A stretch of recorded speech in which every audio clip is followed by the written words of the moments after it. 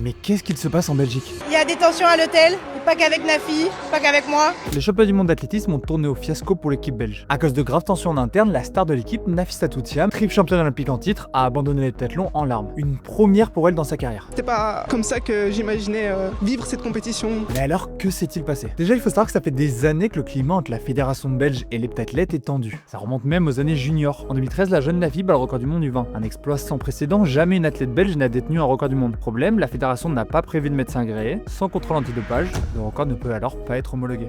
Une énorme désillusion. Et puis en 2018, alors qu'elle participe au championnat d'Europe fédération belge, la menace de la retirer de la compétition car elle ne porte pas le bon maillot. Elle déclarera: au lieu de me mettre dans les meilleures conditions pour performer, ma propre fédération devenait un adversaire. Avant d'ajouter une phrase qui résonne particulièrement aujourd'hui: j'avais l'impression que yeux de ma fédération, j'étais devenu un paquet de fric. Mais justement, que s'est-il passé cette fois-ci? L'histoire commence lorsque la fédération belge oblige tous les athlètes voulant participer aux mondiaux à signer un code de conduite. Il comporte notamment une clause de droit à l'image, leur interdisant de faire la promotion de leurs partenaires perso sur les réseaux sociaux pendant toute la durée de la compétition. Et ses sponsors étant ce qui l'a fait vivre, elle refuse de signer la clause. Une décision qui, selon elle, la fédération a décidé de lui faire payer. Quelques jours avant le départ pour Tokyo, elle apprend qu'elle n'est pas conviée au pré-camp avec le reste de l'équipe. À 5 jours du début de la compétition, elle n'a donc pas de logement, pas de piste pour s'entraîner, pas de salle de musculation. En arrivant sur place, elle découvre que son kiné n'est pas accrédité pour la compétition, elle doit être manipulée sur le trottoir à l'entrée du stade. Une situation qui lui pèse. Elle craque une première fois en conférence de presse avant sa compétition, disant « Ce n'est pas justifié de traiter une athlète de la sorte ». Et puis elle abandonne après 5 épreuves dans l'heptathlon, car la situation lui pèse trop et l'empêche de performer. Et cette